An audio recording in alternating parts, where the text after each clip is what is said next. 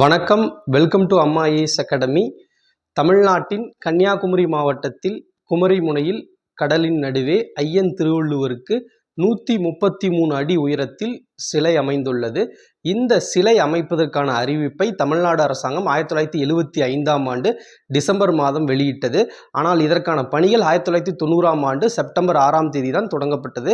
இந்த பணிகள் நிறைவடைந்து ஐயன் திருவள்ளுவர் சிலையானது 2000ஆவது ஆண்டு ஜனவரி 1ஆம் தேதி தமிழக அரசாங்கத்தால் திறக்கப்பட்டது. இந்த சிலையை பொறுத்தவரை மொத்த உயரம் 133 அடி. இந்த சிலையானது 30 அடி உயரமுள்ள பாறையின் மீது அமைக்கப்பட்டுள்ளது. கடலில் உள்ள 30 அடி உயரமுள்ள பாறையின் மீது இந்த சிலை 133 அடியில் அமைந்துள்ளது.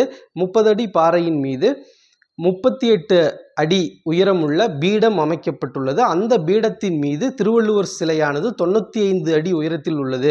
இந்த 38 சிலையின் உயரம் 95 என்பதெல்லாம் எதை குறிக்குதுன்னா, திருக்குறளை பொறுத்த வரைக்கும் நமக்கு தெரியும், முப்பாலாக பிரிக்கப்பட்டுள்ளது. அறம், பொருள், இன்பம் என்று 3 பால்களாக திருக்குறள் பிரிக்கப்பட்டுள்ளது. மற்றும் திருக்குறளில் 133 அதிகாரங்கள் உள்ளன.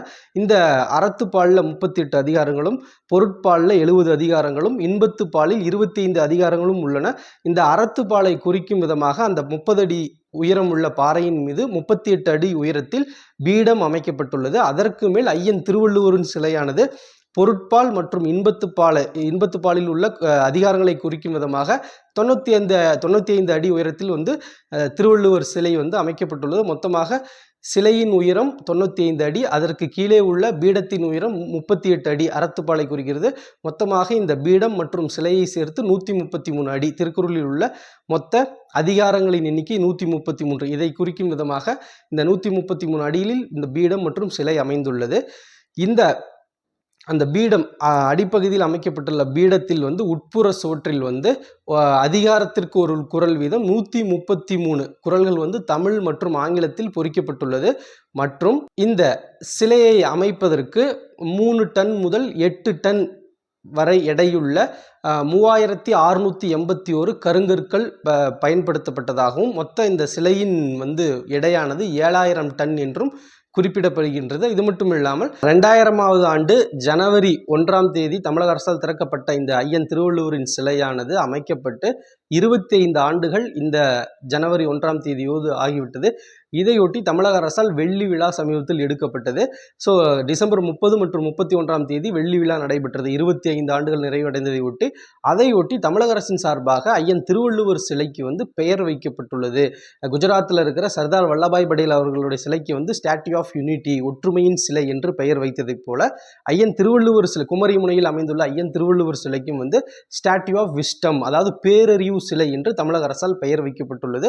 மற்றும் சில அறிவிப்புகளை தமிழக அரசு வெளியிட்டிருக்காங்க. இந்த வெள்ளி விழாவை ஒட்டி இனி ஒவ்வொரு ஆண்டும் டிசம்பர் கடைசி வாரம், டிசம்பர் லாஸ்ட் வீக் திருக்குறள் வாரமாக, குறள் வாரமாக தமிழக அரசால் கொண்டாடப்படும் என்று தமிழக அரசு இந்த 25 ஆண்டு நிறைவை ஒட்டி இந்த சிலை வைத்ததை ஒட்டி அறிவித்துள்ளது. அது மட்டும் இல்லாமல் இந்த ஒவ்வொரு ஆண்டும் 133 உயர்கல்வி நிறுவனங்களில் ஆண்டுதோறும் திருக்குறள் சார்ந்த கலை, இலக்கிய, அறிவுசார் போட்டிகள் நடத்தப்படும் என்று அறிவிக்கப்பட்டது. 133 என்பது அதிகாரங்களின் எண்ணிக்கை குறிப்பதற்காக 133 உயர்கல்வி நிறுவனங்கள் என்று சொல்லியிருக்காங்க. அது மட்டும் இல்லாமல் இந்த கன்னியாகுமரி பேரூராட்சி இந்த சிலை அமைந்துள்ளதை சிறப்பிக்கும் விதமாக கன்னியாகுமரி பேரூராட்சி நகராட்சியாக தரம் உயர்த்தப்படும் என்றும் அறிவிக்கப்பட்டுள்ளது.